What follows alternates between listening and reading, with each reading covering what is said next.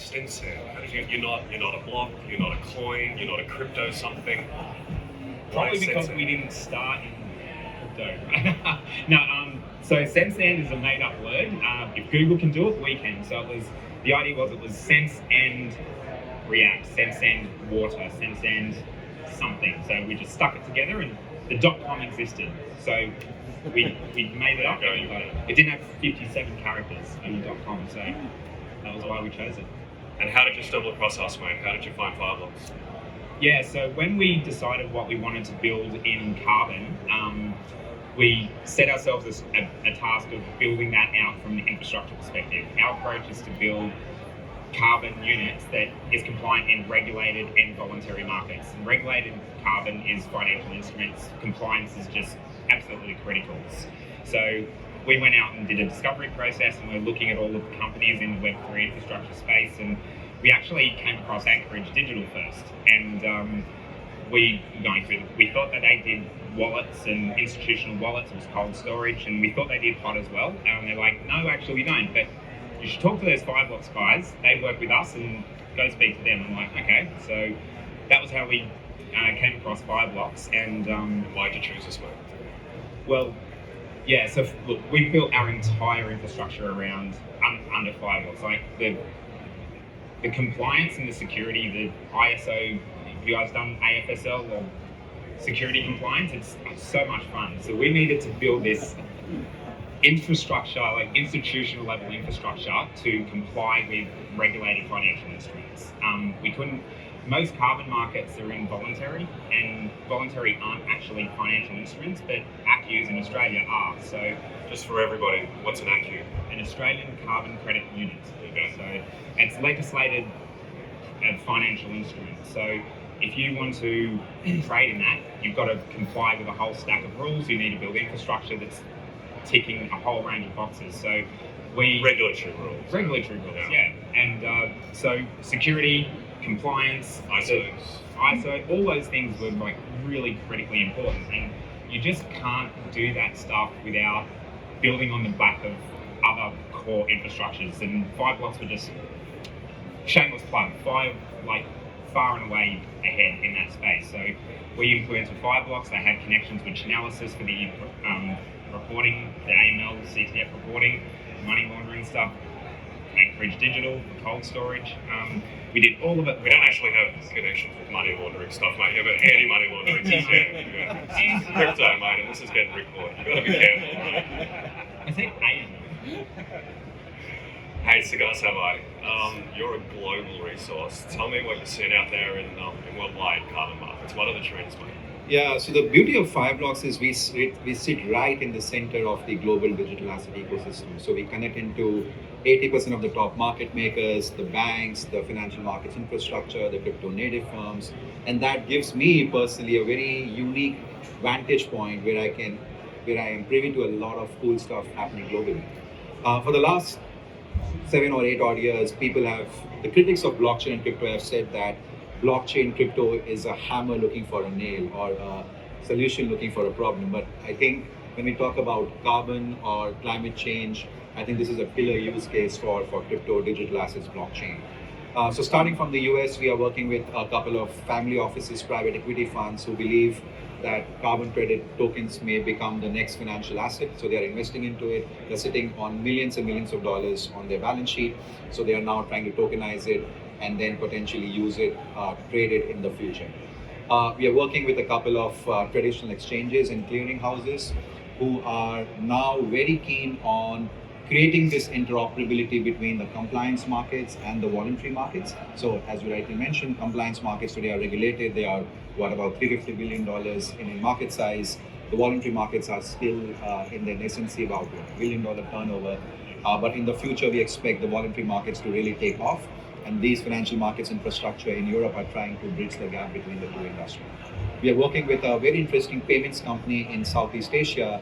What they are trying to do is they have created this very interesting carbon credit tokenization engine, which sits right in the middle of the payments engine. So if I'm a customer buying, let's say, a product on Amazon.com or some other website, I get, they also have an AI engine which helps me choose which is the most ESG friendly product. And if I choose those products, I get rewarded in form of carbon NFTs, which they mint using our platform and distribute it using our wallet infrastructure. So there are some really cool cases happening, and of course we work with players like Sensand, Beta Carbon's another customer of ours here in What Australia. about any Australian banks looking at this space, man? Yeah, so that's Beta Carbon, and then obviously we work with a couple of large banks, including ANZ Bank. They are using us to mint the first Aussie dollar stablecoin, and then the phase 2 of that was they did a DVP settlement with Beta Carbon for carbon credits.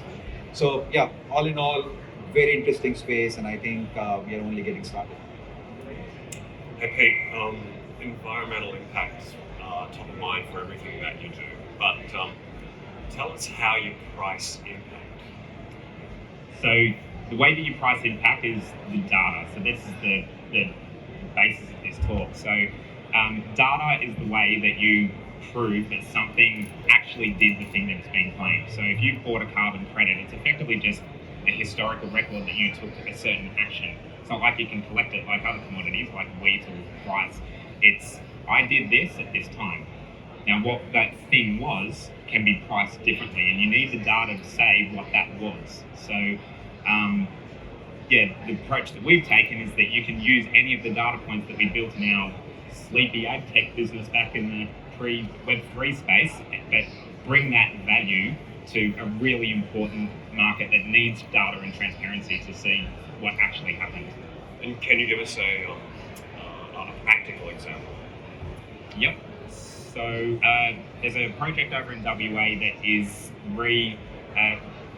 reforesting natural pasture. They're just restoring it to the way it was 250 years ago. Bugs, bees, Yep, they're native bushes. putting trees in, native grasses, all of their biodiversity, and all of these other elements, right? So a project like that is really holistic and is adding benefits beyond just the amount of carbon that was put in the ground, right? There's biodiversity, and the bugs and the bees and all of these things add value that is not just about the carbon, but did something as well. And that's, in that market, it's called a co-benefit. So if you want to say that you did that, that's a piece of data.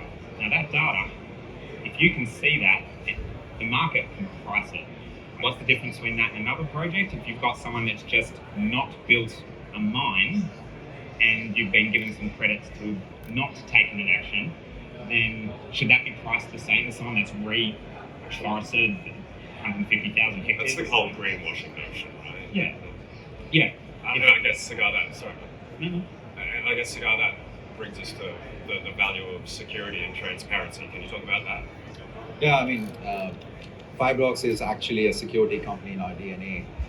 People often get lost in the glitz and glamour of crypto and Web3 and digital assets and blockchain and forget the security part of it.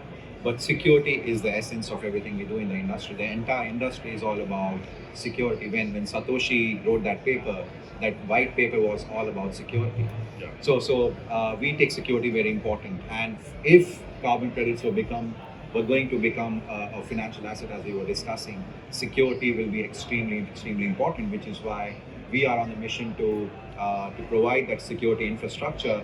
And when I talk about security, it's not just about securing your private keys. It's about securing your APIs, securing your authentication authorization, securing your assets during flight. Because if I'm a cyber hacker, for me, the largest attack vector is not the private key. It's actually when the assets are in flight. It's your deposit address. I can go out there and spoof your deposit address. I can make a man-in-the-middle attack or man-in-the-browser attack. So it's very important to look at security more holistically, and that's the approach that we at Fireblocks are taking, just to make not only crypto Web3 but also the tokenization of real-world asset class mainstream and increase that trust for this to become a new asset class in the future. Okay. What's it mean to you, man? What's security and transparency mean to you? We were talking to someone who had hundreds of millions of dollars of carbon supply, and one of the big things they were worried about was counterparty risk. So if you've got any risk of, if they're holding assets, if we're a custodial exchange and they've got $500 million worth of carbon units in a wallet that they can trade, and they're looking for their return and their yield and they're moving their assets, but if we stuff up, that's a counterparty risk element of theirs. So to us, we just that institutional level of security on holding their assets on their behalf is just like so critical. Like you're not even going to get them to forget like the compliance of doing the rules. You're not even going to get them to engage with your infrastructure if they don't have trust in the platform. Like you're holding $500 million of their money effectively, right? So it was the starting point. It has to be compliant from the ground up. Yeah, and if I can make a quick point on counterparty risk, so in crypto, you always have this saying, not your keys, not your crypto. And I think the last 6 months, the incidents that have happened with 3ROs and Celsius, I think have highlighted this big issue around counterparty risk. Since our inception, we've been shouting from the roof that counterparty risk is the biggest risk out there, which is why we are not a regulated custodian. We are only a tech provider. We provide institutions with the technology and the infrastructure to self-custody their assets. And I think for the last 6 months, we have seen this becoming a very important trend where people are now paying a lot of attention to counterparty risk. Doesn't that sort of segue nicely into the risk of starting a religious or DeFi versus CeFi, right? And why do you choose to build a CeFi exchange? I think that Carbon needs a whole stack of data that's generally privately owned. I don't think that DeFi could solve Carbon the way that we are doing it, at least at the moment. You're effectively the custodian, or an organisation would be the custodian of some data that's privately held by a company that they're not going to give you everything. They're just taking parts of it to say these actions meant this on this Carbon. I don't think that can be decentralised yet. I think we're 5 or 10 years away from that being a possibility. There's also another angle which is, maybe a little bit controversial, but I think that decentralized, I think DAOs at the moment lack a little bit of early stage leadership where they can really just make decisions. There's a bit of a DeFi committee thing that happens. It's a big spray at SushiSwap recently. I think that when you're innovating, you've got to take pumps and take risks, and then you can decentralize after. I don't think you can do that at the start. You need leadership at the start to get to a point, and then you can roll.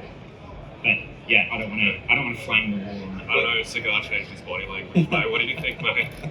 Oh, very defensive. We should have swapped. Yeah, a little bit. No, actually, again, with Fireblocks, we are friends with everyone. Centralized exchanges, DeFi protocols, we work with everyone. There is one thing happening, especially with Carbon. So we are working with a couple of banks who are tokenizing carbon credits and green bond. The phase 2 of that, what they want to do is essentially leverage a permission pool of a Uniswap or a Curve or a 1inch to create this pool for trading of these carbon credits, tokenized carbon credits. Still early days, but there is a theory that, and as you rightly mentioned, it always starts with a centralized exchange, but people are thinking that DeFi may be a potential solution for this. But I absolutely agree with you on all the challenges. I think there's a long way to go before we can really start scaling up this model. But I think as a follow-up to this, if I may throw it out there, in 4 or 5 years' time, you have already become a unicorn. You are one of the most successful companies in Australia and globally. You want to expand globally. Would you then pivot to becoming a DEX and start expanding globally, or do you think that's completely ruled out?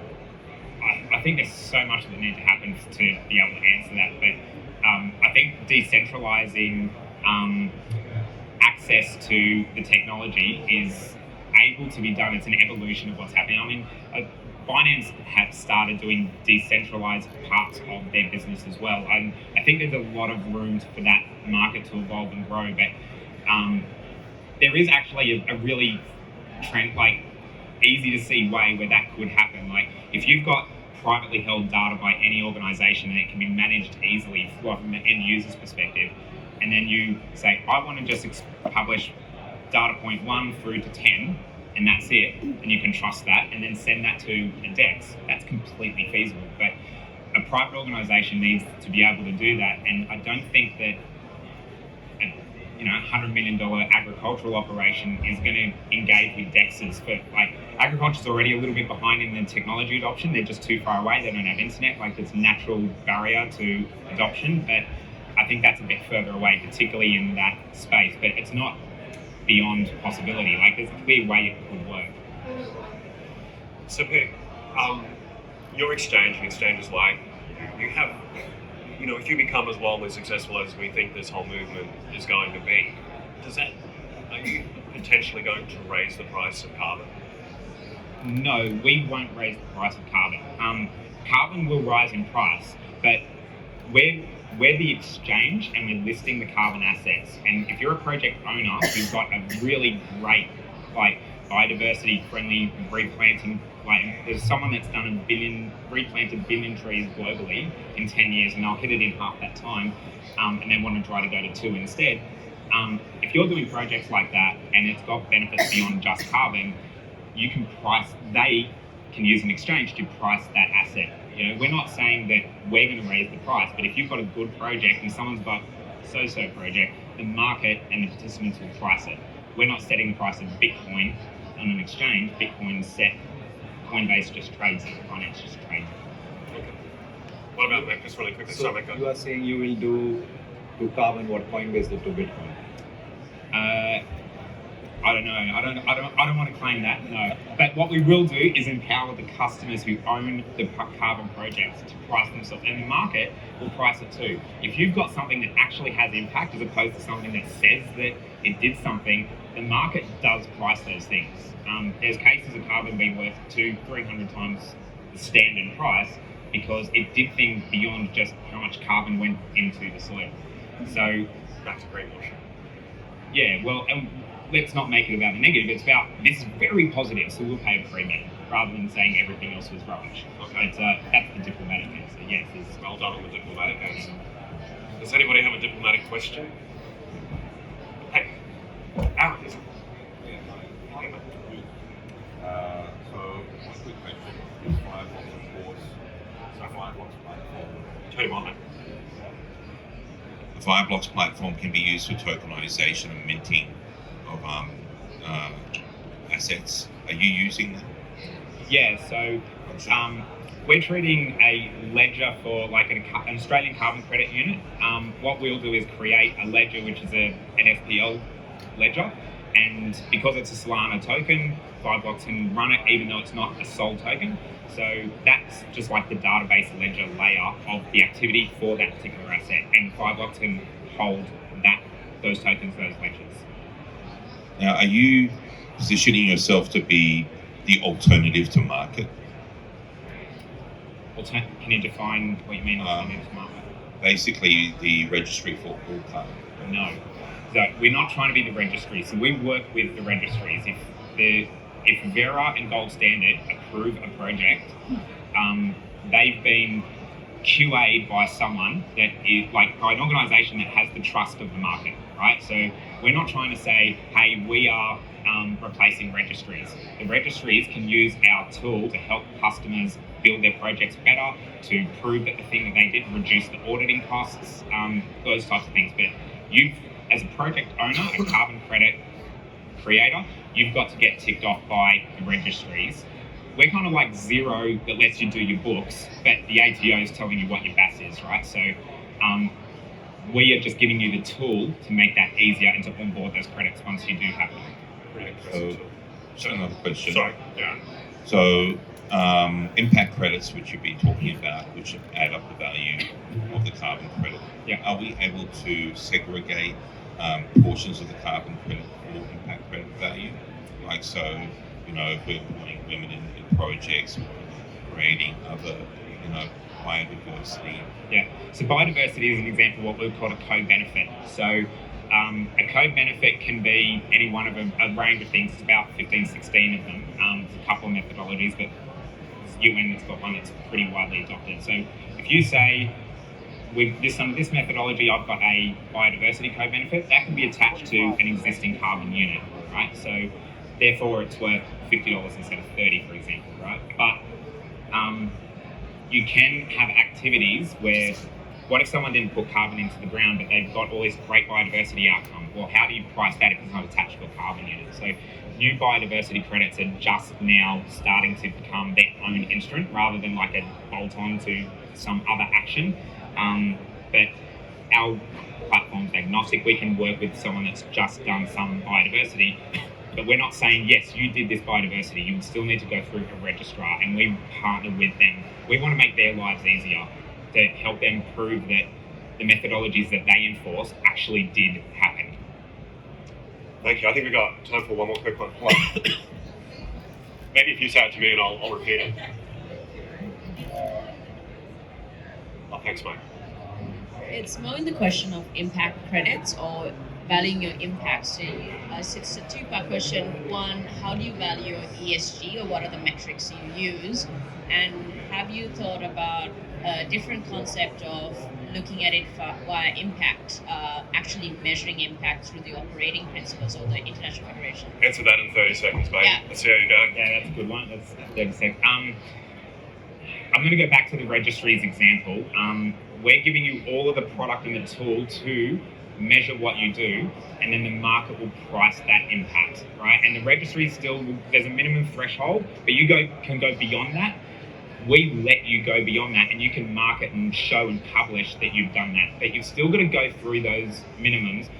Again, we're not pricing what that asset is, and we're also not saying we are the custodians of the methodology. The registrars do that, and the market price the quality of the work that you've done. But we make it really easy to price the level of the work that you've done in that XYZ methodology, whatever it might be. 30 That's seconds. insufficient. Maybe That's we'll a lot take it up bigger outside. answer So to that. we're just at that tangerine booth just there. Thanks everybody for your time. Really appreciate it.